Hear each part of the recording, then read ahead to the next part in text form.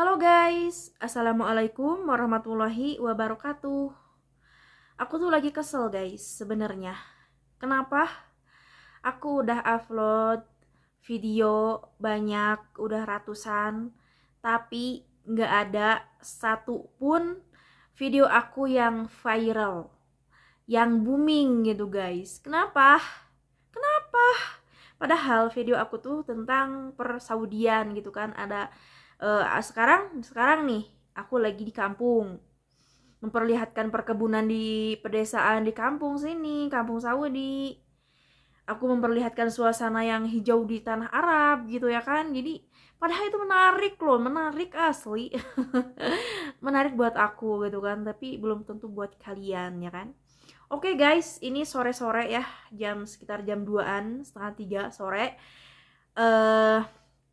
Aku sambil duduk istirahat karena selesai kerja, selesai memberi makan siang nenek, dan aku juga udah makan, alhamdulillah. Sambil duduk-duduk sambil minum teh gitu kan ya kan. Pengennya sih kopi, tapi aku nggak suka kopi. Bukan nggak suka, kalau minum kopi perut aku nggak bersahabat guys, ke kamar mandi terus ya kan. Jadi mending teh manis aja. Oke guys, aku mau cerita nih guys. Mau cerita sisi baik dan buruknya seorang TKW. Dan aku mendengar cerita dari bos aku ya. Bos aku itu dulunya polisi, sekarang udah pensiun. Beliau pensiun pensiun dini gitu. Jadi belum waktunya pensiun, tapi beliau udah berhenti bekerja, bertugas. Dan beliau bercerita tentang kasus-kasus kriminalisasi, apa sih? Kriminalisasi ya pada zaman dahulu kala, pada zaman jahiliyah ini guys, masih zaman dulu ya kan. Mungkin beberapa puluh tahun yang lalu, mungkin 30 tahun yang lalu. Banyak TKW khususnya dari Indonesia, yang kebanyakan dari Indonesia, Filipina, ya banyak yang dari yang sana, tapi yang tersohor itu adalah Indonesia. Kenapa? Aku akan cerita dari sisi buruknya dulu ya guys. Dari sisi buruknya begini. Banyak TKW yang kabur. Kalau dulu kan kabur itu dari majikan karena disiksa. Kan majikan dulu bisa dibilang jahat gitu. Jahatnya apa? Yang pelit, yang nggak ngasih makan, yang disiksa, dikurung. Pokoknya dulu cerita TKW zaman dulu itu sangat menakutkan gitu. Terus pada suatu hari si kakek ini, si majikan aku ini cerita, ya kemarin cerita, dulu ada TKW yang kabur. Kaburnya itu sama laki-laki. Aku sebut laki-lakinya itu orang luar, dan aku sebut namanya Pukis. Kalian tahu Pukistan. Jadi aku bilang aja Pukis karena takutnya aku dikira menjelek-jelekan mereka. Hanya ada beberapa yang begini, maksudnya yang jahat gitu ya kan. Kabur sama laki-laki, terus dibawa ke gunung. Kalian kan tahu ya, kalau zaman dulu itu masih tandus, masih gersang. Sekarang juga gersang, tapi dulu banyak gunung-gunung yang masih gunung. Ya gunung gitu kan. Jadi belum kayak sekarang. Kalau sekarang kan dibongkar, dijadikan bangunan hotel, toko, rumah gitu kan. Jadi sekarang itu gunung-gunungnya itu nggak terlalu kayak seperti dulu gitu kan. Udah dijadikan jalan, udah dijadikan jalan kereta api mungkin ya. Jadi dulu itu lebih dari sekarang.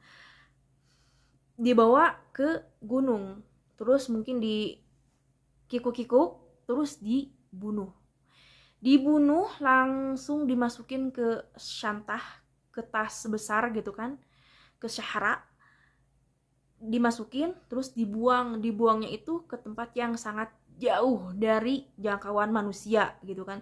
Tapi seburuk-buruknya ya serapat-rapatnya menyembunyikan kejahatan pasti akan tercium juga oleh polisi.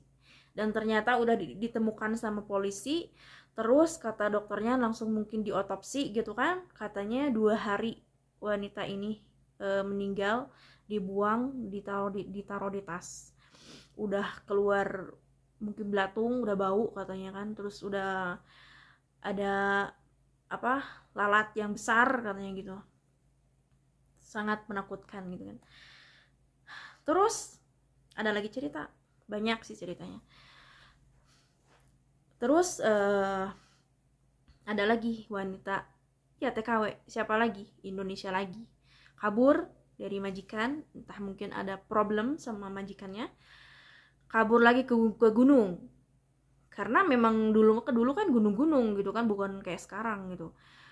Kabur ke gunung, terus ada anjing, banyak anjing, dia dikerumuni oleh anjing sampai ada anjingnya 5 anjing.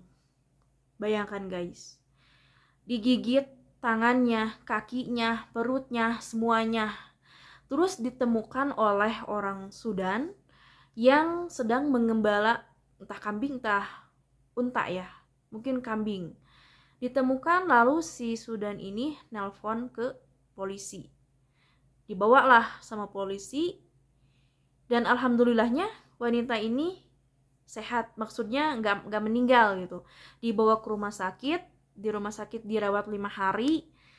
Terus setelah dirawat mungkin 5 hari, langsung sama majikan aku dianterin ke apa namanya teh, ke polisi, maksudnya ke Tarhil, tempat pemulangan TKW yang kaburan, langsung dipulangin gitu. Jadi katanya, ya kata majikan aku, karena kan majikan aku memang asli orang sini gitu kan, terus dia juga polisi kan, jadi tahu kan semuanya. Katanya zaman dulu itu banyak sekali TKW yang kaburan, yang ya yang muskilah gitu, yang gak bener gitu, yang pergi-pergi sama laki-laki, dan laki-lakinya zaman dulu itu orang Pukis itu jahat katanya kan, gak seperti sekarang gitu. Terus kalian tahu kan, yang mungkin yang ada di Arab tahu balad lah ya, balad yang pasar, yang semuanya orang Indonesia di situ banyak. Dulu itu lebih banyak daripada sekarang katanya kan, dandanannya bebas, terus sama laki-laki bebas gitu kan. Dulu nggak seperti sekarang katanya, dulu lebih parah daripada sekarang katanya. TKW mana? Indonesia lagi guys. Jadi Indonesia itu tersohor dengan ke ini ya, apa kenakalannya gitu. Tapi tidak semua ya, tidak semua TKW seperti itu, ada yang baiknya. Dan aku juga punya saudara, punya bibi gitu, punya ua yang pernah ke Arab, jadi tahu gitu kan dulu tuh kayak gimana. Waktu ibu aku ya almarhumah mendengar aku kabur, Umi langsung shock gitu kan, langsung Umi tahu aku kabur, tapi orang itu bilang, yang menyampaikan gitu ke Umi, yang kaburan itu kumpul kebo katanya, kumpul kebo sama laki-laki. Tapi kan tergantung kita, tergantung niat kita, tujuan kita. Kalau kita mau kumpul kebo, ya masuklah ke kontrakan yang banyak laki-lakinya. Tapi kalau misalkan kita nggak mau bermasalah, nggak mau seperti itu, ya kita masuk ke kontrakan yang benar, yang nggak ada laki-lakinya. Karena banyak kan, ada pilihan gitu kan, kalian mau pilih yang mana, mau bener apa nggak bener gitu kan. Dan sama Umi kan kepikiran, sama orang tua kan kepikiran bahwa aku tuh begini di sini kaburan sama laki-laki begini, padahal enggak gitu kan. Cuman orang-orangnya aja yang terlalu over, karena memang mereka taunya yang kaburan itu gak benar, gak baik gitu, jadinya mereka berpikirannya aku gak baik gitu. Oke, lanjut. Setelah itu memang laki-laki zaman dulu tuh gak kayak sekarang katanya. Kalau sekarang mah kan TKW-nya gak terlalu banyak seperti dulu, majikan-majikannya juga gak terlalu jahat seperti dulu. Terus jarang yang kaburannya, ya mungkin tertutup kali ya, tertutup. Sekarang mah lebih tertutup, nggak tahu juga karena aku nggak ikut-ikut ke tempat-tempat yang negatif gitu ya. Terus yang sisi baiknya nih guys, ada sisi baiknya. Sisi baiknya apa? Satu lagi itu kejadiannya sekarang. Kejadiannya pas ya aku masih di sini gitu, majikan aku nganterin pembantu orang luar, bukan orang Indonesia, alhamdulillah, sama saudaranya si nenek gitu. Saudaranya si nenek, si majikan aku disuruh nganterin pembantunya cuti ya, karena kan kaburan jadi boleh cuti dong sebulan sekali gitu kan. Dianterin ke gunung karena tinggal di sini kan di kampung, dianterin ke gunung katanya sama laki-laki. Aku bilang ngapain? Ya mungkin gini-gini katanya gitu. Ngapain? Ya gini-gini. Aku nggak tahu. Mungkin gitu kan, wallahu alam sawab gitu kan, aku nggak tahu, wallahu alam. Katanya sama laki-laki. Jadi tapi bukan orang kita, alhamdulillah ya kan, orang luar. Jadi ya begitu, kebanyakan orang luar juga, kebanyakan yang tidak baiknya TKW orang luar gitu kan. Oke, sekarang kita ke sisi baiknya. Sisi baiknya apa? Pada suatu hari ya, suatu ketika majikan aku kan masih bertugas. Terus ada bos Toyota, bos mobil Toyota. Kalian tahu dong mobil Toyota. Dia pengen pembantu yang ngurusin dia. Karena si bos Toyota ini udah sepuh. Bukan sepuh, nggak sepuh, cuman dia sakit. Terus duduk di kursi roda. Jadi pakai kursi roda, ditinggalkan oleh istrinya, ditinggalkan oleh anak-anaknya. Jadi dia sendiri dan dia membutuhkan pembantu. Terus si majikan aku mungkin nyari, ada lah TKW, orang mana, orang Indonesia guys. Terus ada TKW, dianterin ke rumahnya, ke rumah bos Toyota itu. Sebentar guys, aku keselak, minum dulu. Ke bos Toyota itu karena mungkin harus ngemandiin, harus nyuapin, harus ngasih makan, harus semuanya. Jadi dinikahin oleh bos Toyota. Beruntung banget dong. Ya, karena bos banyak uang, banyak money guys. Jadi dinikahin. Nah, karena katanya ya semuanya dia yang urus. Pembantunya ini, bukan pembantu, jadi istrinya gitu kan, udah diurus-urus, nikah resmi, katanya mandiin semuanya, sawi kira-kira. Ngapain anjir gitu kan. Karena memang nggak bisa udah nggak bisa ngapa-ngapain, stroke mungkin ya, duduk di kursi, tapi kan anunya kan masih ini guys, masih normal gitu kan, bangun-bangun. Jadi perlu gitu kan mungkin. Terus setelah 2 tahun menikah, diurus sama istrinya ini, meninggal. Dan Masya Allah, tabarakallah, dikasih warisan dong. Masya Allah kan, dikasih warisannya itu gak sedikit guys. Buat aku mencengangkan gini mah guys, 25 juta Saudi. Berapa ratus juta tuh, berapa puluh juta tuh orang duit Indonesia. Aku bilang, wah banyak banget. Berapa kalau dirupiahin? Ya katanya 2 bank gak bakalan cukup katanya. Nanti aku tulis ya guys, aku jumlahin berapa 25 juta Saudi kalau dirupiahin. Sini guys.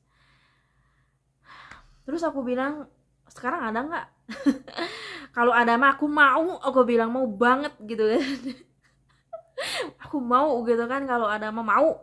Aku mau dijadikan istrinya, ngurusin dia sampai aku akan setia mengurus ini, kakek-kakek ini gitu kan, nggak apa-apa. Tapi sekarang mah katanya nggak ada. Ada ya kakek-kakek, tapi kere. Aku juga kan dulu di Mekah ngurusin kakek-kakek. Dan orang sini itu butuh sama suaminya itu waktu masih muda, masih muda, masih sugar bugar, masih bisa jalan, masih bisa gini-gini, bukan gini-gini gitu kan. Tapi kalau udah nggak bisa ngapa-ngapain si wanitanya ini, ya istrinya langsung ninggalin dia, nggak mau ngurusin, anaknya juga pergi gitu kan. Dan aku juga pernah ngurusin si kakek-kakek, tapi anaknya masih ngurus. Dia yang mandiin anaknya, ganti popok. Cuma suka dimarah-marahin si bapaknya tuh, dimarah-marahin. Aku tuh suka kasihan gitu, kok si kakeknya kan udah tua, udah nggak bisa ngapa-ngapain, kenapa dimarah-marahin? Karena si kakeknya itu bukan karena pikun, tapi dia sakit, jatuh, terus kena urat sarafnya, jadi udah linglung, udah nggak kenal sama istrinya, nggak kenal sama anak-anaknya, udah nggak tahu lah ya, udah kembali lagi ke anak kecil.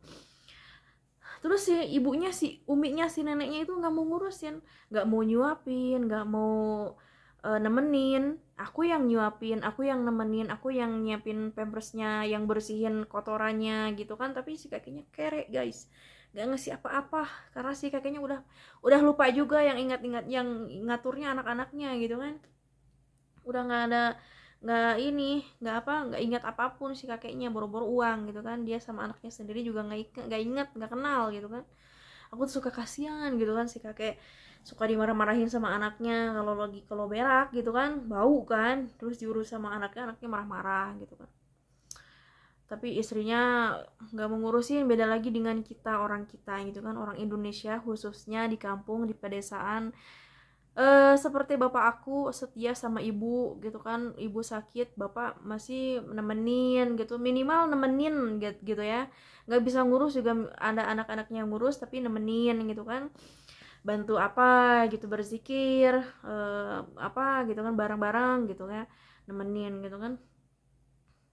Orang sini ternyata enggak. Dan ada cerita juga, orang kalau misalkan orang Hong Kong gitu kan, Taiwan, kalau udah tua si suaminya kan ditinggalin. Ternyata di Saudi juga ada, ditinggalin sama istrinya, sama anaknya, nggak mau ngurus, nggak mau tahu gitu. Yang penting mereka udah pergi, udah bawa uangnya, udah gitu kan.